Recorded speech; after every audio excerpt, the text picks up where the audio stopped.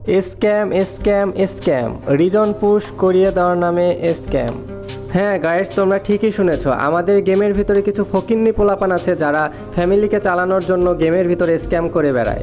তোমরা টিকটকে এই ভিডিওটি দেখতে পেয়েছো যেখানে বলা হয়েছে আবিদ স্যার নাকি রিজন পুশের নামে 30,000 টাকা স্ক্যাম করেছে। এখন আসি ভিডিওর মূল টপিকে, যে ফকিন্নির ছেলেটা আসলে কে। গাইস, ও আর কেউ নয়, ও হচ্ছে আমার আইডির একটি ব্যাকআপ প্লেয়ার, ওর নাম হচ্ছে টোকাই সেকেন্দার। এই ফকিন্নির ছেলে টোকাই সেকেন্দারকে দিয়ে আমি আমার আইডি 2 সিজন পুশ করাই। গত সিজনে আমি ওকে 70 থেকে 75,000 টাকা পে করি, যার অসংখ্য প্রমাণ আমার কাছে রয়েছে।